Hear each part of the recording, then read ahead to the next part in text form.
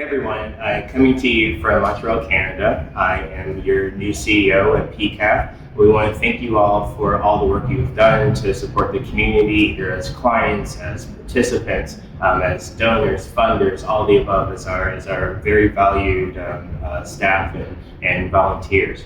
So I think everyone knows what's going on in the US. There's a lot of attention being paid to a virus that hadn't been getting a lot of attention in the United States, the monkeypox virus. And right now we're sitting at the International AIDS Conference that's being held in Montreal, and that has been the topic of conversation each and every day. So today, right now, we're being joined by Dr. Demetre Daskalakis. He comes to us from the city of Atlanta. He serves as the director of the Division of HIV/AIDS Prevention at the Communities with Disease Control and Prevention, otherwise known as the CDC. So I think it's just really important for us to have this important conversation about what is monkeypox, what is not monkeypox, what should people be concerned about without going into panic mode, because there is probably rightful panic in certain communities, or at least a level of, but then we need to understand risk assessment, because a lot of people have never heard the word monkeypox before, maybe a couple of weeks ago, maybe yesterday, or even maybe right now. So just, I guess in your own words, if you've done such a great job speaking to the community over the years, yes, and not always using the public health language we often use in these conferences. What is monkeypox? Great. So first of all, I'll say I think you hit the nail on the head that people need to have awareness, and it's okay to have anxiety, but not panic. So I think you framed it really well. So monkeypox is a virus that is related to another virus that we know, which is smallpox. And so we know smallpox has been eradicated, it's been gotten rid of in sort of human populations. Monkeypox is a virus that traditionally we see in parts of Africa, because that's where it lives. Okay. The sort of story tends to be that people are exposed to an animal and then they get monkeypox. Then there's been human-to-human transmission, but it's not been the main way the monkeypox spreads. Okay. It's been about that sort of contact with an animal, and then I have monkeypox. Monkeypox is a disease that can usually start classically with a flu-like syndrome. Okay. A flu-like, that means fevers, chills, headache, muscle aches, aka COVID-like syndrome. So it's very similar.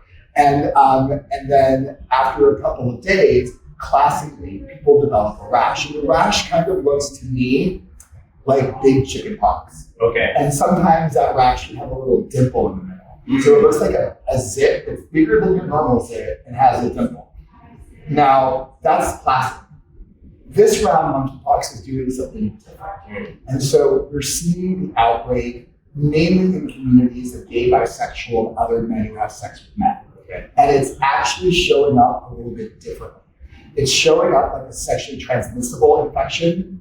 It's coming with people who have symptoms like sores on their genitals, sores around their anus, sores inside their anus and their rectum, and sores in their mouth. And so, but also some people have just a couple of lesions here and there. So it's a whole range of how people can present. Interestingly, not everybody gets that flu-like syndrome.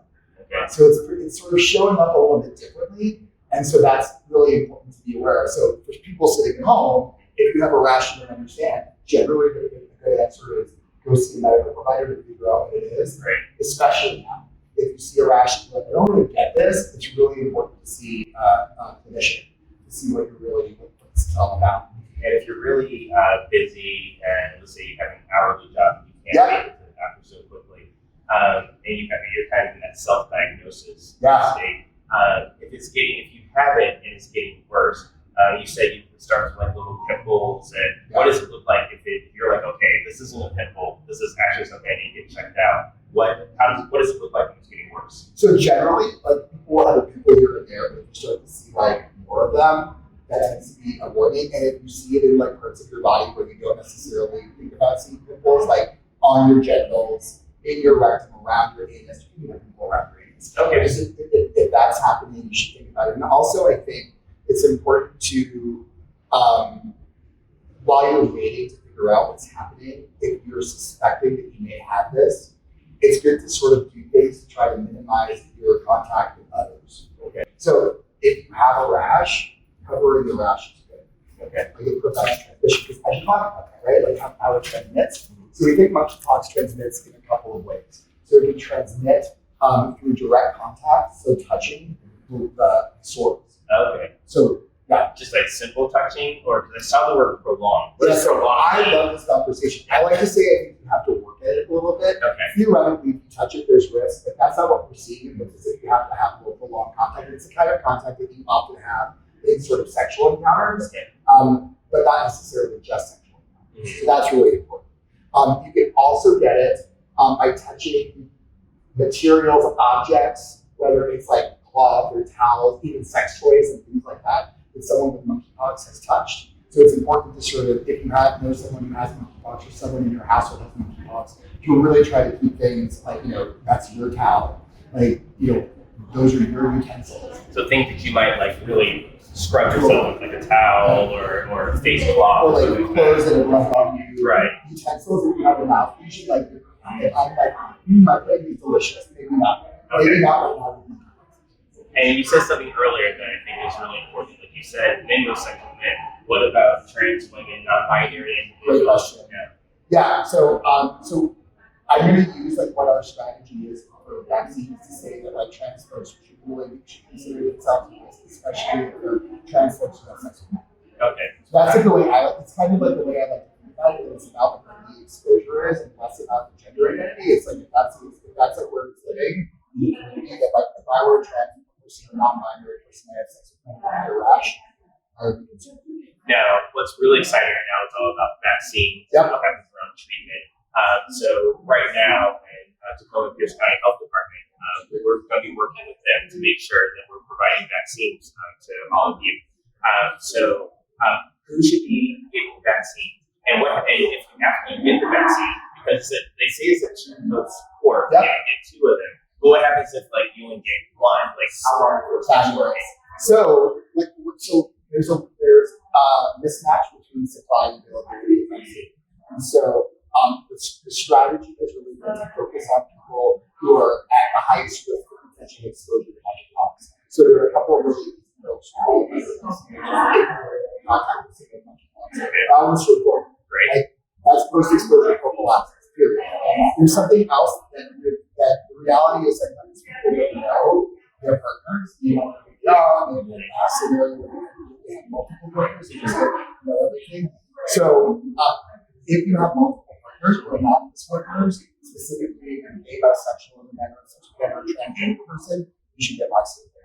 Okay, yeah, because I love this one thing I heard today was unique, stable partner. I had never seen those words put together, and I was like, oh, that's great. I love that's an easy way to explain, like, is this your only partner? And is this the only partner for a while? Yep. And right, as you go. So if I get the vaccine today, how long before it even works? Right, and I'm going to answer your question about the 2 doses.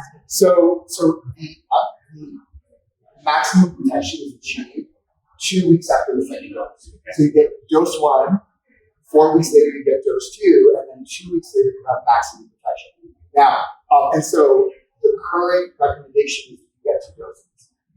Obviously, after 1 dose, there's some level of protection because you use it as post-exposure prophylaxis, right? So you get exposed to monkeypox and you do the vaccine in 4 days and prevent acquisition of infection. So it works. Problem is, I can't tell you how well it works. There's not enough people that can attach to that. But what I can say is that it does afford some protection. What my advice would be is to make sure that you continue taking all of the understanding reduction strategies and minimize stigma. So this may be the time to sort of rethink anonymous or multiple partners, maybe rethink the sex party or the sex club or the bath house. It's not forever, it's for now as we get better control of the outbreak and also get more vaccine out the door. Okay, great. That's super helpful. I can't think of anything else that's really pressing, but we want to thank you for the amount of effort that you guys have been doing to make sure this information is getting out there. We'll be working with the Tacoma-Pierce County Health Department to make sure that the messaging isn't something that's clinical or very public. We talk like that in these conferences. Hopefully, I did okay with that. You did great. You did great. Thank you. So, thank you all, and we'll be in touch soon. We'll be letting everyone know when the vaccine clinics will be coming and how you can register. And from there, we'll keep going forward until we take care of all this. So, as I say, onward together. Thank you so much. Can I plug one thing. Go for it. So I'm not going to give you the URL. Google safer sex gatherings monkeypox CDC, and you'll find our safer sex guidance, which is really nice and frank in language people understand. So the language is off brand, but it's really good language that people understand. So take a look if you want to learn how to do this. I'll say from the perspective of gatherings and things. Thank you. My Perfect. plug. All right. All right. Thank you. Well, I'll see you in the United States. Yep. Thank you. Bye. PCAF, ending the HIV epidemic in the South Sound.